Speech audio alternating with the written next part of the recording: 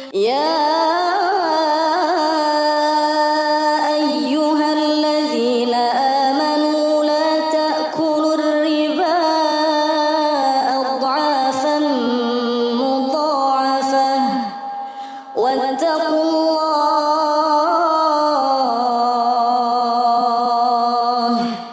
واتقوا الله لعلكم تفلحون. Waktu subuh ini terasa segar. Kenapa kita kalau waktu subuh itu menghirup udara itu segar? Betul, karena sesungguhnya Hasan Al-Basri berkata, karena waktu subuh itu merupakan waktu di mana udara belum tercampur dengan udara orang munafik. Karena orang munafik itu mereka belum bangun dari tidurnya. Makanya kita menghirup udara di waktu subuh itu terasa seger, walaupun terkadang mungkin matanya masih ngantuk, tapi kita mendapati kesegaran. Dan inilah yang menjadikan kita senantiasa betul-betul merasa beruntung apabila kita mampu dibangunkan oleh Allah pada setiap waktu subuh kita untuk menyambut panggilan Allah.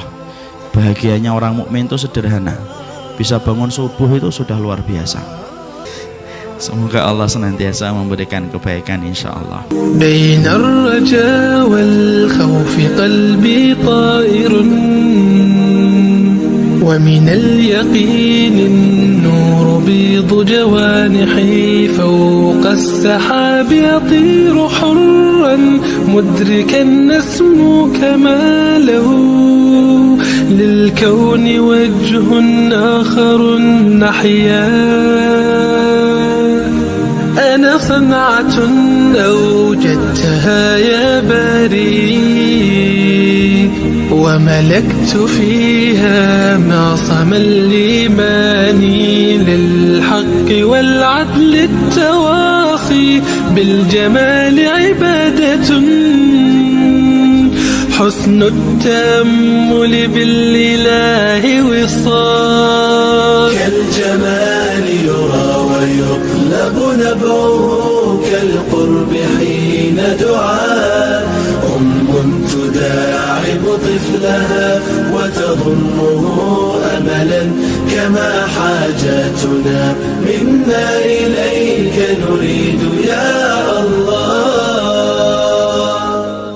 وضعت لغات الكون تنشر قيمة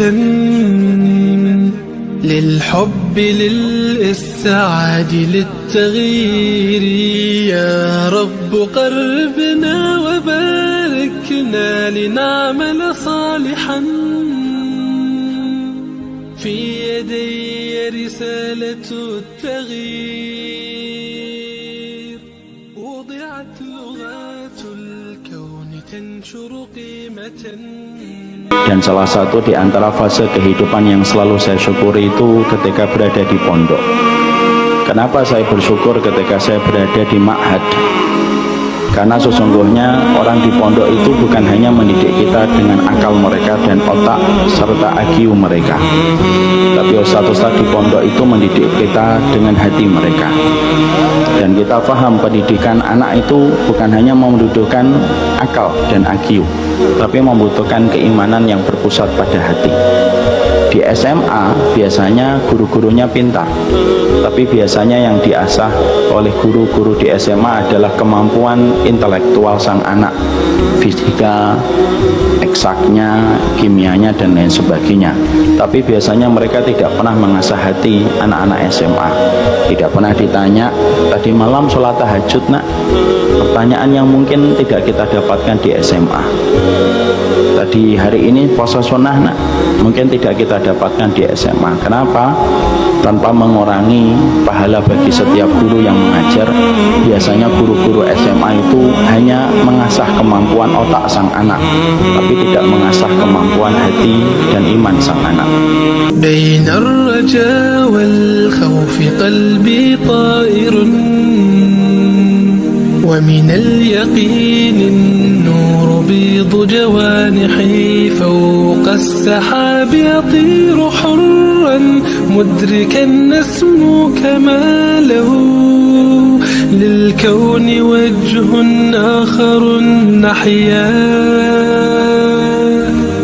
أنا صنعة أوجدتها يا باري، وملكت فيها معصم الإيمان للحق والعدل التواصي بالجمال عبادة،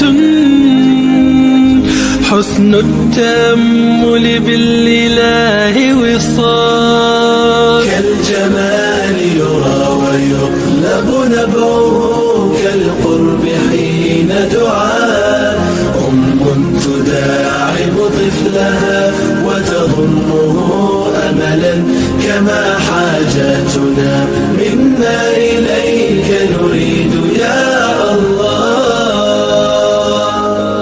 وضعت لغات الكون تنشر قيمة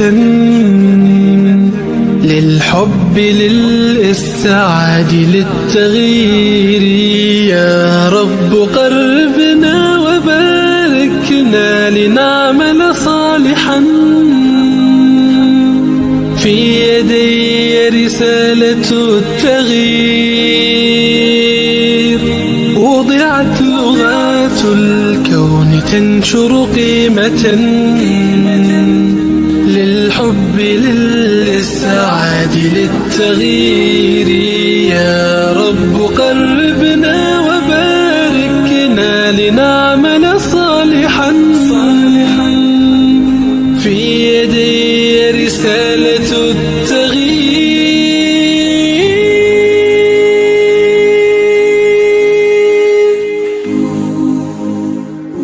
Kalau kemudian kita mendapati anak kita di pondok sering menangis, itu hal yang wajar dan itu hal yang logis, dan itu merupakan bagian dari proses ketika anak sedang di pesantren. Makanya doakan semoga doa itu mampu meringankan masalah bagi anaknya supaya mudah untuk betah. Jangan terlalu sering untuk menjenguknya, karena kalau anak terlalu sering dijenguk malah sering akan menangis lagi dan menangis lagi. Transisi itu nanti biasanya mentah kembali kalau kita sering menjenguknya. Maka dibatasi, kalau kita dulunya 1 bulan sekali dikurangi 1 bulan setengah, kalau kemudian sudah agak lama 2 bulan sekali, maka itu akan memudahkan anak kita untuk betah di pondok pesantren. Yang namanya di pondok kadang tidak betah itu wajar, namanya anak itu kadang rindu dengan ibunya, tetapi itulah proses kita mendidik anak kita supaya anak kita ditempa dengan banyak ujian dari kecilnya supaya mereka kuat dan kokoh di masa mendatang.